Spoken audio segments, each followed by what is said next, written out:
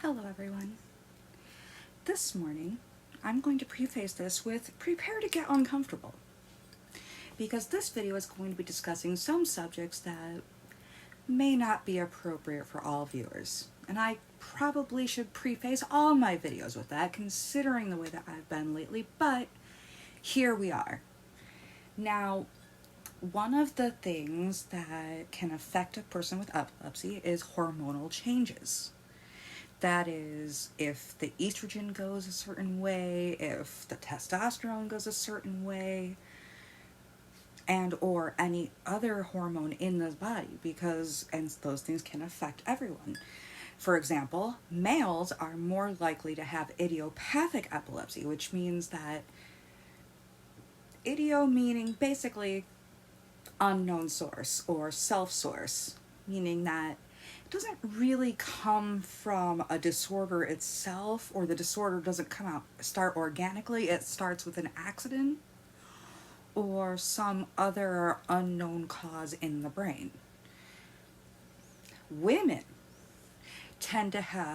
with epilepsy tend to be at higher risk of seizures during their periods. Yes, I did say this, and yes, it's okay if you click off. It was nice of you to pop by. All my love. If you're still here, it's because you're used to me talking about really uncomfortable subjects, which you're going to hear a lot of because I'm trying a new direction, which is, well, among other things, better editing, and actually learning how to use my camera to its full potentiality so that the videos actually look good. Okay, so pain. Pain is an uncomfortable subject for everyone. Me, I have a neurological disorder which has been linked to my connective tissue disorder. Well, duh. I mean, everything is connected, and it also answers a lot of questions about why the hell have these weird things been happening, and how I knew it.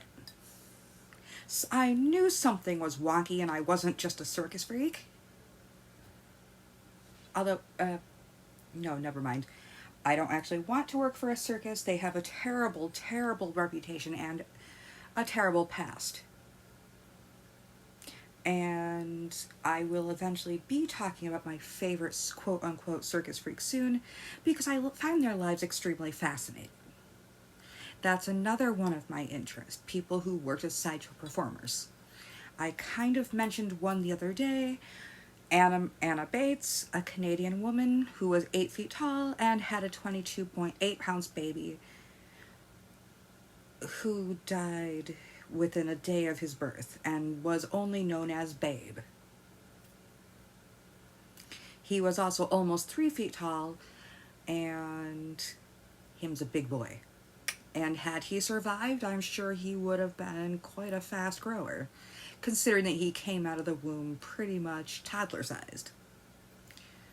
Anyway, well, what can be done with pain? Well, of course, it's perfectly acceptable to take a pain medication, reasonably so. Don't take more than the recommended dose because it can make you sick and cause issues. Don't take more than the recommended dose for more than the recommended amount of time, because that can cause issues. Don't take the wrong medication. And if you're allergic to a pain medication like ibuprofen, don't take it. Always, and it's okay to always carry some in your purse for eventualities, especially if you know that you're going to get stricken. And it's okay to have these talks with your doctor and say, look, I hurt. Something needs to get done. This is insane. This is ridiculous. Why am I fighting this? And mainly because of the fact that people get afraid. If they have too many things going on, they're going to be looked askance at. Looked at askance? I know the word, I just cannot phrase it. Because there are people who have used doctors and hurting themselves and hurting others to get pain meds. So now, of course, there are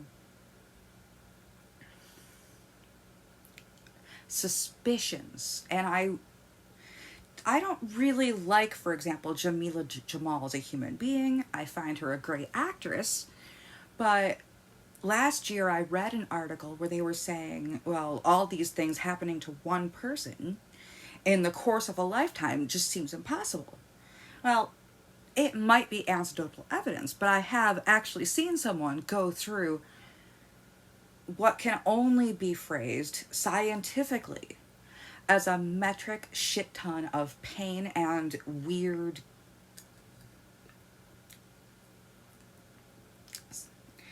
side conditions, and it's just a buffet. And so, one moment, I'm gonna cough if I don't.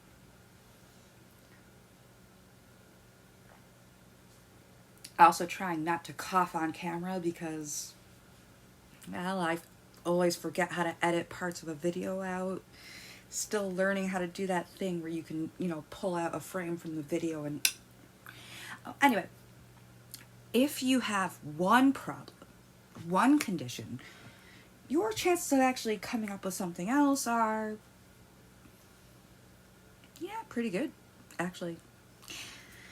Anyway, and a lot of things go together, and sometimes you don't see the forest for the trees. I know that, for example, when I first started having issues with my kidney, they told me, oh, it must be this problem, or it might be this problem, or it's all in your head. Well, then I passed a kidney stone the size of a quarter, which I can tell you hurts like the very dickens. And I am a lady person, and I can tell you that I would rather have a 22-pound baby than a quarter-size kidney stone.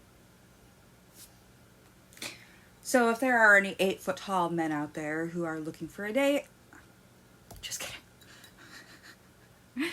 Although I do like them tall. I'm joking. Anyway, moving on. So anyway, that's just the problem. We become jaded after a long time, and we put on the green tinted glasses because we see so many liars and fakers as we grow up. But isn't it also good to have faith? But anyway, what else can you do? Well, if the pain isn't too bad, then maybe try a little bit of exercise. And mind you, don't overextend yourself, whatever you do, but something small, something light, maybe even a light stretch. Don't go insane and start doing calisthenics. Don't go insane and start doing, I don't know, hot yoga and a spin class at your local Y, for example, while you're in extreme pain. Don't do it while you have a fever, etc., etc. And yes, there will be times when you cannot pass go. Do not collect $200. Gosh dang it. And sit your tuchus down. Even then, there are some things that you can do. For example, stretching your toes or doing little bitty light things while you're resting, just to keep yourself moving. I know after my kidney surgery, for example, I was up and moving at least an hour a day, even while I was in recovery and had drainage tubes and the whole lot, because they didn't want me to acquire deep vein thrombosis from lack of movement. So of course, I also had those special boots that the pressurized boot that they put on you in bed and all the other good stuff. So I think that even medical science is saying, yeah, if you can move around, even if you're just shambling like a zombie, go shamble. But be careful with yourself. It's okay to have to say, I can't. It is okay. And trust me, this is difficult. I know it is difficult as hell.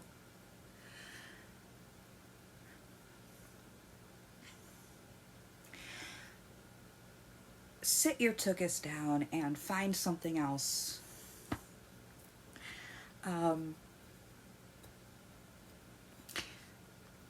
I know that I am giving advice that sounds like advice that I should take, and in fact, I am learning how to take it. So we're learning together, guys.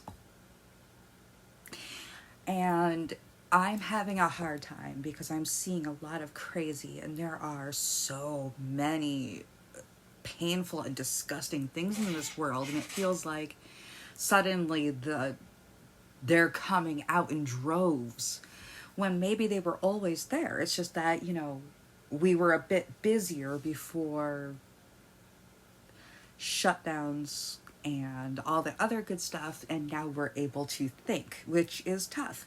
And I always tell people I was feeling great while I was moving around, and I told someone this after I broke my pelvis and after I had an issue last year where I hyperextended my leg and then paralyzed it. I felt fine until I stopped moving. Maybe the trick is not to exhaust yourself. The trick is to help yourself, which is what exercise is for. But be sane and safe about it. Safe, sane, reasonable, etc., sober, consensual, etc., etc. Think of all of these things. And yes, for cramps, light cramps, take a Midol, have some coffee, because coffee, there's caffeine in the Midol, so you might be zinging and having zoomies off the walls. I mean, I was raised by a cat my first 2 years of life, so I occasionally get the zoomies, and I know. And anyway, and I know that if you must rest and cannot move around, it can be difficult. So I suggest jigsaw puzzles. One of my favorite things ever, still one of my favorites, crosswords. I love my crosswords as well. Find the word games are kind of fun, but not quite my thing.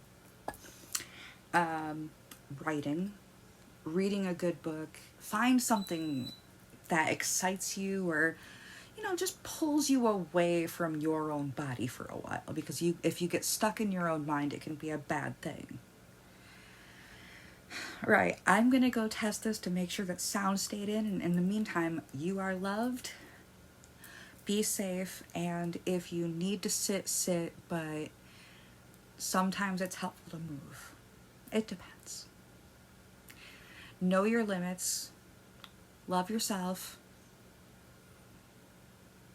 Be kind. Be the beautiful person you are right now.